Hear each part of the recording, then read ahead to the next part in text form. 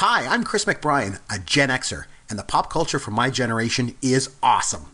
And I'm Yancy Eaton, a Millennial, and the pop culture from my generation is dope. Episode 23, Science Fiction Movies.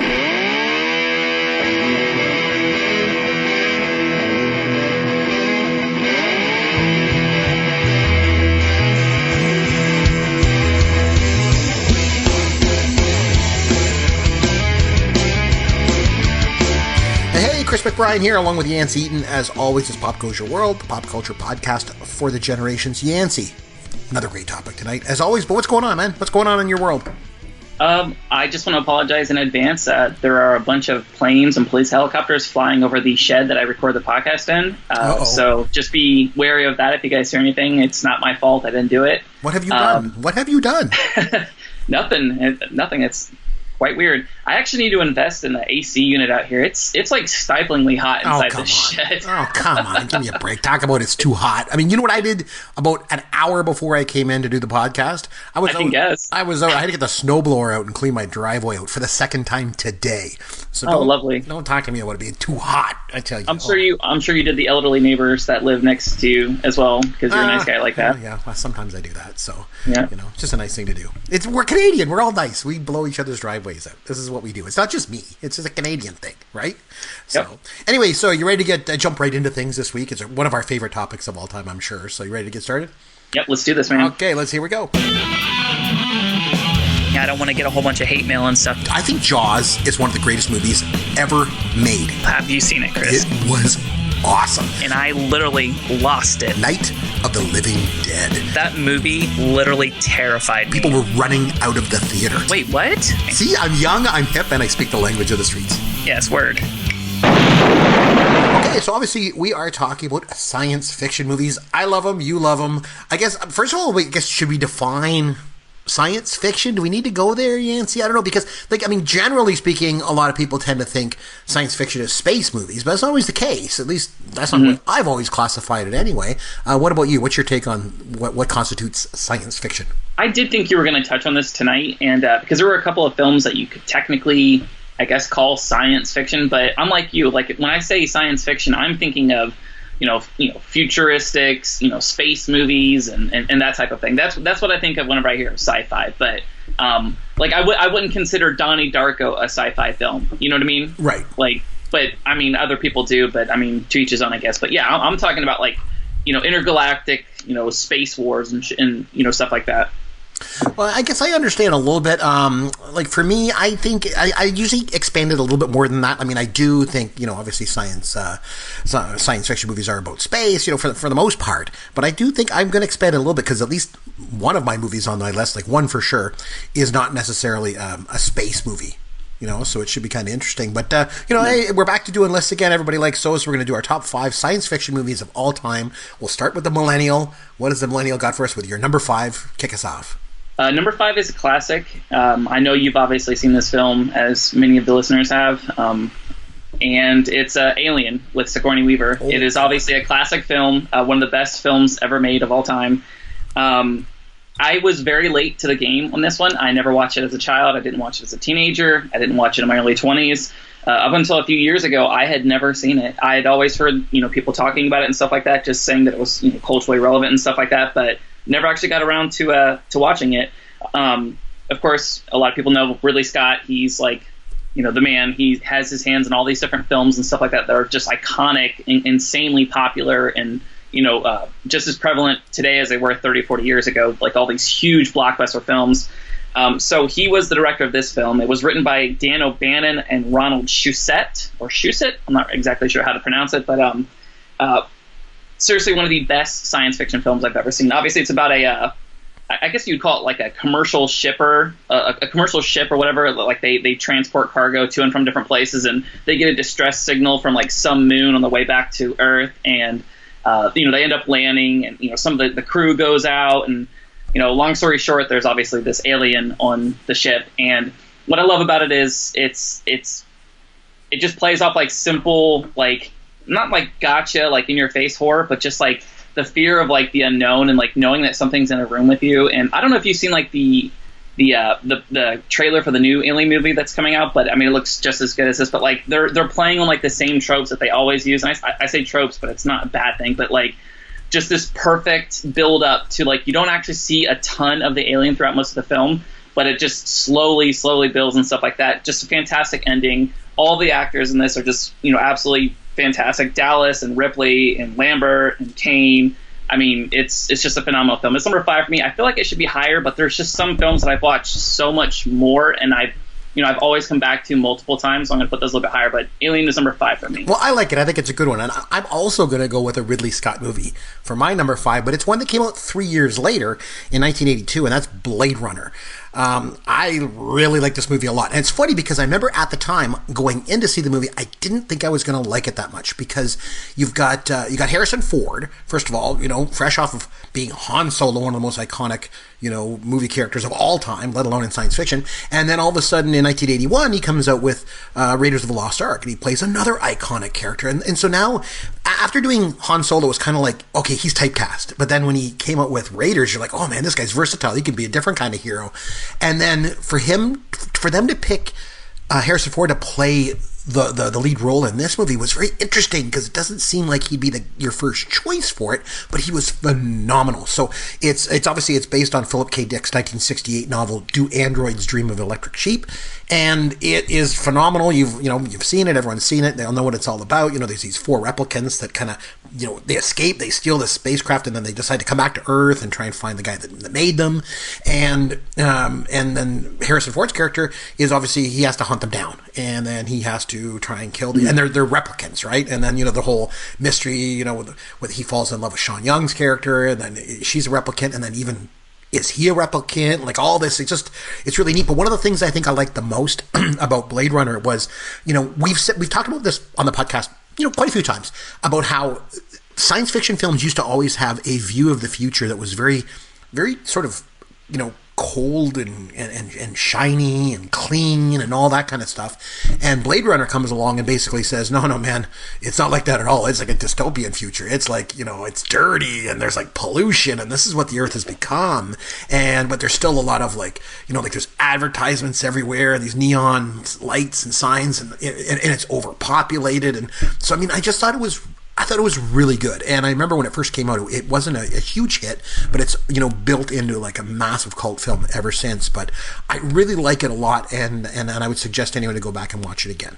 So that's my number 5, Blade Runner. All right, so number 4 for me is actually Blade Runner. Mm-hmm. I kind of knew we'd have a little bit of overlap here just because, unlike other genres, like there's like a pantheon of films that are like at the very top of like almost any sci-fi nerds, like they're canon of the greatest sci-fi films of all time. So like I kind of expected this. I'm not going to go too much more in depth with this, but it is unusual, like, to see Blade Runner because this was basically like their adaptation of what the future was going to look like. But it's based in the year 2019, which obviously it's almost 2017 now. And look how completely different it is. You know what I mean? Like we're nowhere near the type of, this advanced level of artificial intelligence where, humans are almost completely discernible, from androids and stuff like that living among us, and just like the cityscapes and stuff that they showed. I don't know. Have you seen an episode of the Kardashians? We're almost there. we're damn near there. We're close. Yep. It's only 2 years. You were talking about how like the grunge and stuff like that, like the cityscapes and like the neon lights and stuff like that. I think one of the most underrated aspects of this film though is how like weirdly beautiful it is. Just from like a cinematography standpoint, this is just, I mean, it's a stunning film. It's one of those things where like I remember watching it for the first time on Netflix, and I was literally I was watching it on my Mac, on my laptop, and I was just taking screenshot after screenshot after screenshot, just because like you were seeing all these images of like the cityscapes and stuff like that, and like, just like really, really crazy lighting and stuff that like you really hadn't seen a whole lot of in the 80s at all. So like, I mean, it's just such a beautiful film. I said I wouldn't talk too long about it, and I'm rambling, but Blade Runner easily my number 4. Should have been a little bit higher probably, but like I said, I'm reserving the top couple of ones for movies that I've watched, through my entire childhood and stuff. So that's my number 4. But no, I agree. Like, especially the look of the film was so good, and not to be overstated, it was nominated for 2 Oscars. It was nominated for Best Art Direction and Best Visual Effects. So I mean, it was recognized as well for the way it looks. So definitely, I agree with you. It was a good looking movie. Okay, my number 4. And this director is going to show up a few times on this list. By the way, before I get into even my number 4, I should mention I did want to mention 2 sort of honorable mentions that didn't make the list, and both of them are really, really old. I just want to make sure to kind of get a little bit of a plug in for some of the older movies that are out there. One's from 27, and that's Metropolis, and one's from 1933, and that's King Kong. Those are 2 movies that I just think are phenomenal science fiction movies, and both deserve a major, major plug. And a little while ago, I went back and watched King Kong. My kid was watching King Kong from 2004, 2005 when it came out, and. Like with Jack Black, that film? Yeah, the one with Jack Black, right? Mm-hmm. And so I felt it important to go back and watch the one from 33, and I went back and watched it. Man, I'm telling you what, it still holds up. That is absolute phenomenal movie making right there. Like, it's just phenomenal movie making. That's what movies are all about. Right there, 1933 King Kong. But anyway, number 4. So again, this director, as I mentioned briefly there, this director is going to show up a couple more times on my list because he's one of the best of all time, if not the greatest director that ever lived. And 1977, he came out with Close Encounters of the Third Kind. That's obviously Steven Spielberg's film. I want to mention this, and the reason why that this movie is so high on my list, and it's so special to me, is that up until this point, for the most part, up until this point of 1977, movies that involved aliens, the aliens were always bad. Like, they were the bad guys. They were coming down to, it kills us, War of the Worlds, they're coming to get us. It's, all these terrible things. Aliens are, like, very, very bad. And all of a sudden, Spielberg comes along in 77 and says, hey, you know what? I got an idea. What if they're friendly? What if maybe they're friendly and it's the people that are actually bad? You know what I mean? Like, it kind of flipped things on its head a little bit. And I just thought that was a really interesting theme to explore, and he did it in incredible ways. There's so many parts of the movie that are iconic. Richard Dreyfuss, one of the greatest actors of his generation, with the obsession of the mashed potatoes and and the Devil's Mountain and all that stuff. It's a phenomenal movie. There's so much going on in the movie, and really you don't see a whole lot until the end. So up until then, you don't see a whole lot visually about aliens and stuff until the very, very end, and then you find out, hey, these things are friendly. And it's pretty incredible. There's a couple different versions out there. If you can get the director's cut, that's the best of them. But my number 4, 1977, Close Encounters of the Third Kind. You're on to your number 3. Do you have a favorite scene from that movie? Oh boy, that's a great question. And there's a couple beauties. Like I say, to me, I've always been a humongous Dreyfuss fan. So I think when he is obsessed with Devil's Mountain, and he's making it out of the mashed potatoes, and then when he goes ahead and then builds it in, and his wife, played by the great Terry Garr, comes home, and he's built this whole thing out of dirt and everything from the backyard in the living room.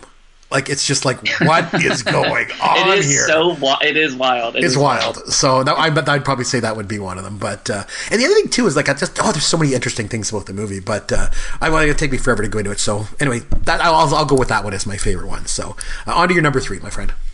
Number 3 for me is another old film. It's a Stanley Kubrick film, and it's 2001: A Space Odyssey. This isn't the type of movie that has a ton of rewatchability. I don't say that as I'm degrading the film or that I don't like it. It's one of those films where you kind of have to take time to digest it and then maybe think about it for a while, and then every couple of years probably revisit it. But it's not like a hey, let's casually watch a movie on a Saturday and have a couple beers. It's kind of like I need to sit down and really pay attention to this. Is it because for me, I agree with you 100% on your take on that movie, and for me, and maybe you agree with me, I don't know. Is it because it's less entertainment and it's more art? I think that's a fair. That's fair. That is fair. Yes. And there's so much that's left up for interpretation of it too. Yeah. You know what I mean? It's a type of film where, like I said, I can't imagine watching this film with a group of people or my friends or my mom and dad or something. It's just kind of one of those films where it's you watch it by yourself and then you think about it and reflect on it, and then you come back and then you can kind of bounce ideas off of people, because it is very open for interpretation. Like you said, this is literally I'm not sure exactly how long the film is, maybe 2 hours or something, but it's an art piece. The entire thing is. Obviously, it's basically a story of the history of mankind. I mean, it starts as primitive apes and stuff like that. I believe I talked about this a couple of shows ago. Maybe one of our first few shows we talked about this a little bit. But just one of the most fantastic sci-fi films ever made. obviously, I mean, it like I said, starts at like the very beginning of mankind, like the dawning of the human race, and it goes all the way back, into the future. I'm not sure exactly what year, but basically shows like, the dystopian view of society about how like man interacts with machine, and then, artificial intelligence and stuff like that has this downside. And, all these filmmakers for years, like you were talking about with Close Encounters of the Third Kind, like it was weird to see aliens like actually portrayed in a positive light. Like there is like a recurring theme in like a vast majority of sci-fi films that all artificial intelligence is like inevitably going to, cause the downfall of like human race. And this film like perfectly plays into that stereotype. I mean, one of my favorite films, like I said, not something you can watch, every other day. It's not one of those types of movies and stuff, but I mean, it really gets you thinking. It was one of the first films I watched. I actually watched this in school, believe it or not. They made us like skip through some of the parts, whatever. But I think I watched this in like 9th grade over like 3 or 4 class periods.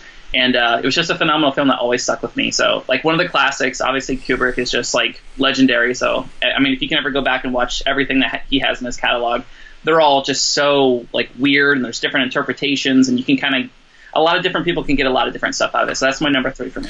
Okay, so my number 3, I'm going to veer off the space thing for a second here. And like I say, I'm going to take a little bit of a different interpretation of science fiction, and that is the fact that it's obviously fiction with sort of outlandish, sort of science things involved in it. Like, what if you use science this way or use science that way? And that's, again, Spielberg's film from 1993, and that's Jurassic Park. What, like, just when you think about a concept, when you think about science and fiction, what better marriage of the two concepts than, hey, I have an idea. We found a mosquito that was fossilized inside amber, and we drilled into it, and we took the blood out of it because it bit a dinosaur, and we got the dinosaur's DNA, and we recreated dinosaurs. That, to me, is science fiction personified. And I mentioned King Kong earlier. This movie to me is like King Kong to the max. It is phenomenal. It's the idea of seeing dinosaurs alive, like I say, to me. It's every kid's dream. And if you want to go to a movie and experience science fiction, especially in the sense that it kind of takes you away to a different world that could not really exist, it's Jurassic Park. So for me, and for all those reasons, it's number 3 on my list. What do you think of that? I did not expect you to go there with that, to be completely honest with you. I will say this, a lot of props to Jurassic Park for proliferating just really bad, like, junk science, for, like, teaching, like, a vast majority of the population that, like, something like that is actually possible. But, I mean, I'm not going to lie, it's one of my favorite films of all time. I remember having a Super Nintendo game, Jurassic Park for, my SNES and stuff, and it was one of the best games I think I've ever played my entire life, but that has nothing to do with the movie. But I love Jurassic Park. I actually saw it in the drive-in. My parents took all 4 of us kids, and it like rained like horribly the entire time, so we could barely see anything. You remember like the drive-ins, Chris, where like you had to like turn it to like the local AM station, and like you would get the sound through your car stereo. Like, Dude. I remember going to the drive-in when they didn't even have to use your radio. You had to use this speaker that was attached to a pole, and you took it off and you hung it on the inside of your window, and you rolled your window up. Oh wow, yeah, you're really living up the old school life. Yeah, man, I'm old. What can I say? I don't think we have anything like that in Florida. I mean, maybe we do, but nothing like that in my area anymore. And like, it's kind of weird, like little things like that you think about, like, wow, I just caught the tail end of that as a child. If I were born a few years later, I probably never would have got to experience that at all. So that's kind of cool, like neat little memory. But I love Jurassic Park. I'm not going to hate on that at all. It's really interesting that you went there. Like you said, you made that connection as like a science fiction film, which it very much is. But like, some people like to parse the two out, like space, sci-fi, and then everything else. But anyways, number 2 for me is a recent addition to like my favorite movies of all time. It's definitely in the top 10 for me. I'm not sure exactly how it stacks up, but I just had to mention it because over the last couple of years I've watched this film. I watched it in theaters I think 4 or 5 times. I watched it in IMAX. I watched it in the regular version. I'm obsessed with this film and just kind of like everything that it makes you think about. And that's Interstellar. It was directed by Christopher Nolan. I think it was actually written by him too. Yeah, him and his brother, Christopher Nolan and Jonathan Nolan. Obviously, a recurring theme with a lot of their films, like The Prestige, which we talked about last week, like with Inception, even with like Westworld, which his brother wrote. But I just finished watching season 1. It's amazing, by the way. We got to talk about that sometime. You have to watch it. But anyways, one of the recurring themes of all the work that they do is basically like time and perception and how they manipulate time and like they jump back and forth, and how different people can, perceive things differently based on, certain situations and different scenarios and stuff. And they're constantly back and forth and foreshadowing. With Interstellar, obviously, like, God, I say obviously is like a verbal crutch so much because you have to break the habit. I have to like take a shot or something every time I say it. But basically, it's like in the near future, and the environment is basically collapsing. Crops are no longer growing. There's all kinds of problems going on, and they're searching for like a new planet to migrate the human race to. It's a really simple premise, but the way he manipulates, like I said, time, basically how like different celestial bodies super far away, depending on their size and the effect that gravity has on you, it basically like bends time. It's very much like Inception, where like a dream within a dream, or like 5 minutes on another planet, depending on how gravity interacts with you. Basically, could be 1,000 years. You know what I mean? It's a really, really crazy premise that it touches on wormholes and black holes and, like I said, quantum theory and stuff. One of my little like side things that I really enjoy a lot. I don't talk about it too much, on Facebook or Twitter or anything like that, because it's not for everybody. But I love quantum physics. I love astronomy. I love all these things, and it's just one of the most amazing, visually captivating films that I've ever seen. Their rendition of like a black hole. If you go back and watch the film, or even YouTube it, I'm sure they have clips of it. But like how they interpreted like a black hole, a giant black hole, is just stunning. And like I said, I watched this once. I went by myself. This is like the last movie I've seen by myself. I don't normally go, but I watched it by myself. It was so incredible that I literally went back the next day, and then like 2 days later I went back. This movie's just stayed with me, and I just love it so much. So I can't recommend this enough. It didn't do nearly as good in theaters as I would have expected a film like this to do it. I mean, it didn't do bad, but I think this is one of those things within 10 to 15 years, this will become like a legitimate classic where people will be talking about this as like one of the top 10 sci-fi films of all time. So Interstellar is my number 2. Okay, so keeping my run of Steven Spielberg movies, I'm going to keep another one for number 2. So in 1982, so Drew Barrymore, as you know, Drew Barrymore, she was a child actress, right? And she's from like Hollywood royalty, from the Barrymores. So in 1980, she was in a movie called Altered States. She was 4 years old. 2 years later, Spielberg, she auditions for a Spielberg movie in 1982, which he was working on, which everyone in Hollywood knew was going to be the huge blockbuster of the year. And it was a movie about ghosts called Poltergeist. And, everybody, like I say, knew this was going to be the big movie. Drew Barrymore, she came out and she auditioned for it. And he said to her, "You're not quite right for this part. But you know what? I'm also working on another movie on the side, and it's a small, low-budget movie. It's a personal film. It's more of a personal story, and I think that you're going to be perfect for that." So he cast her in my number 2 science fiction movie of all time, and that's E.T., that came out in 82. Was such a hit when it came out that it passed Star Wars as the highest-grossing film of all time.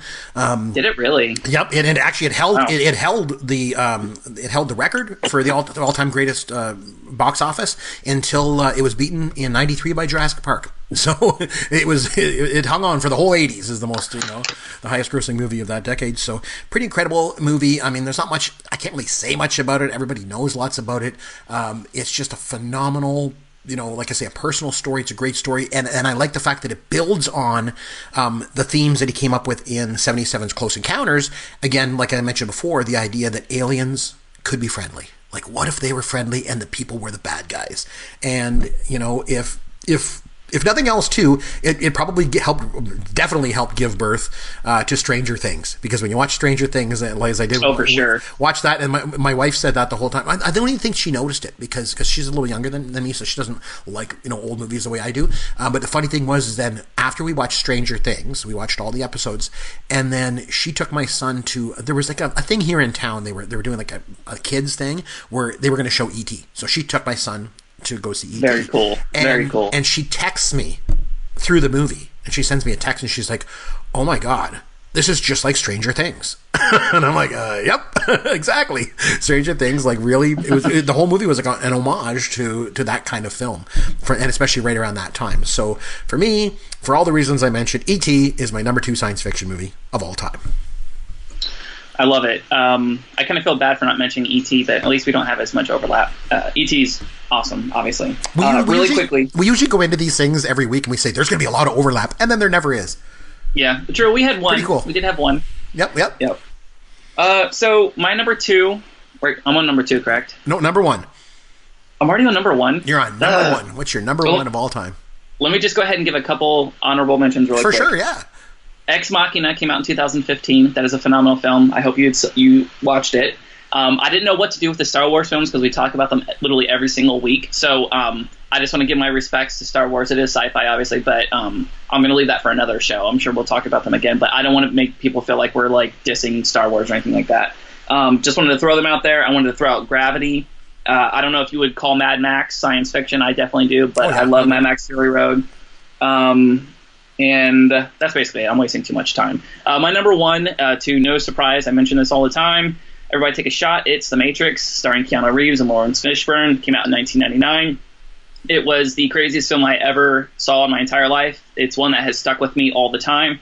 And as you get older in your 20s and you're trying to figure out your place in the world and you're figuring things out and you're re-challenging everything that you've been taught your entire life, and you're taking all this information and you're like I said, you're just trying to find your way around the world, and you see somebody as successful and rich and famous and respected as Elon Musk, basically talking about simulation theory, basically saying that it's more likely that we are living in a simulation than we are not. And it really messes with you on like those nights that you can't sleep. You just like lay up and think, all these different scenarios where we really could be living in a simulation. It sounds so far-fetched, but there are just endless websites and books and theses and just all these really, really in-depth scientists talking about this stuff, which just makes my head rattle all the more. But The Matrix is obviously just a fantastic science fiction film. The premise itself was something that we've never really seen prior to that. It was a totally original idea that since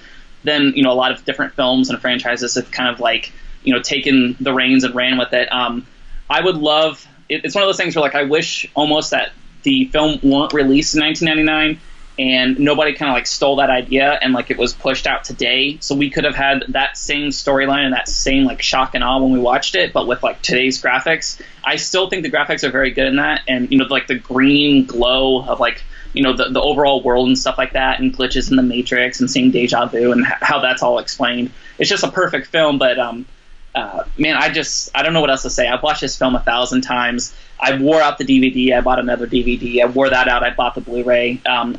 I don't say it'll always be my favorite film, but for the last 15 years it has been. So it's my number one is The Matrix. Okay, so I'm going to go where you said, you mentioned, and that's going to be with the Star Wars, the original trilogy. There's no question that's there. But I'm going to take it a step further because I'm going to kind of lump it all together and say the original trilogy belongs in number one. But You like Star Wars. I like Star Wars a lot. No two ways about it. We do. But I'm going to take it a step further because I'm going to say, actually, even though of those movies, and I've said before, Star Wars is my favorite, but The Empire Strikes Back, I think, is the greatest science fiction film of all time. Like, it is off the charts. If you want to talk about science fiction, what more can you get than a planet that's entirely covered in snow and a city that's in the clouds and tauntauns and AT-ATs. It's AT-ATs too, by the way, not AT-ATs. Yeah. AT-ATs. And, like Han Solo frozen in carbonite and like all these crazy things, Swamp Planet and all this stuff that's going on, and it is just off the charts. It is science fiction to the nth degree. Like, it's just everywhere you look at that movie, it's science fiction to the max. And it's so funny because really when Lucas came up with Star Wars, both he and a lot of other people too tended to think that Star Wars wasn't science fiction, as crazy as that sounds. They kind of more called it space fantasy. Space fantasy. Space opera. Yeah, space opera, because it was more like it was a story, right, and all that kind of stuff. But little did he know that the sequel, that he didn't direct, it was Irvin Kershner, obviously, but, the sequel to the movie would become the greatest science fiction film ever made, that probably ever will be made, and I'm going with The Empire Strikes Back as my number one science fiction movie of all time. So there we have it. There's our top five, and very little overlap, even though we predicted that there might be some. That's the way it goes. Anyway, you want to have some fun with Yancy? Let's do it, man. Okay, here we go. We'll start you off with a real easy one this week, okay? Mm-hmm. And I do consider this to be science fiction-y again because it involves time travel. So it's Back to the Future, my friend. In Back to the Future, Marty McFly, he used Doc Brown's time machine to go back to the year 1955. The time machine was in the form of what make of automobile? A DeLorean. Very good, yeah. Yes. Start you off with an easy one, all right? So I saw the original DeLorean in a museum in Indiana with my family like years and years ago, and they said it was the only car in that museum that was worth less that day than it was whenever it was first produced. Isn't that wild? Oh, wow. Literally worth less. But wow, anyways. Figure. Yeah, because it was so expensive. I saw it at Fan Expo this past year, and Christopher Lloyd was there, and you could get a picture taken with him in the DeLorean.